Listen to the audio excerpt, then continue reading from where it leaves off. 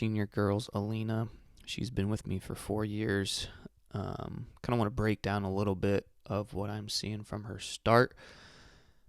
And just from her set position, would like her hands to get a little bit more in front of her so that we can get that front shin somewhere in this range on the pad to start before she goes, because look how much her shin has to drop to get down. So would like a little bit better position in the blocks to start with, and then she gets a really, really good push. Okay, so in this position, coming forward right here, okay, you can see that her front shin and her back thigh are all kind of heading the same direction, which is great, because now if you take her front shin and draw a line back down into the ground, she's going to be coming down underneath her hip, which is exactly what you want to project yourself to get going forward.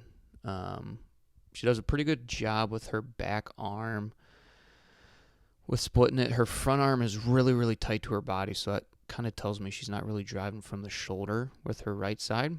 But she is, one thing I try to teach my kids is to get airborne off this first initial drive. And so she does a good job. And one thing that we're trying to get her to do is to get away from cycling way too quickly. And so this is one of the sessions we had last week, to where this is probably the best I've seen her do. And you can tell that her foot's starting to come back while her opposite knee is starting to come forward, which is one. You just want to be as violent as you can with these first couple steps. And then you can kind of see her body twerking a little bit and turning to compensate for this motion right here with her right arm. So see how her right arm's coming across her body, and now she kind of over rotates to compensate for all that energy that was coiled up. And then this step here, you can kind of see that she's swinging her right foot, and then it just kind of hits and drops. And that's kind of, I call this stabbing, to where you're not really attacking the ground down and back. Your foot just kind of drops. And you can tell too off this, her left foot, right when it comes up off the ground, that thing's starting to cycle. And so she's kind of skipping her acceleration phase right here by coming up and cycling. But again, she does a really good job off this first initial push, which is what we've really been focusing on. So she's doing a great job with that first initial push. Now, what we're trying to get her to do is get that second step more aggressive. And you can kind of see her front shin is starting to open up a little bit, which is going to be more vertical push as opposed to horizontal.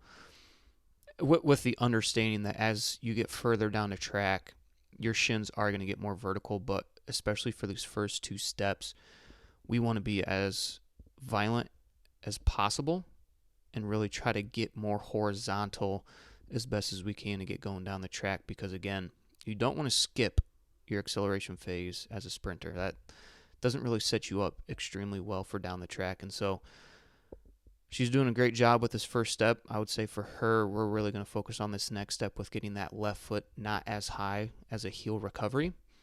And then once she starts learning that, then we'll kind of progress with these next couple steps. But wanted to share this video, kind of what I see or what I'm looking for as a coach, and maybe down the line start sharing some different cues and tips, because every athlete's different and they respond to cues differently. And so as a coach, you're trying to find different ways for athletes to have it make sense for them as to what you're asking them to do.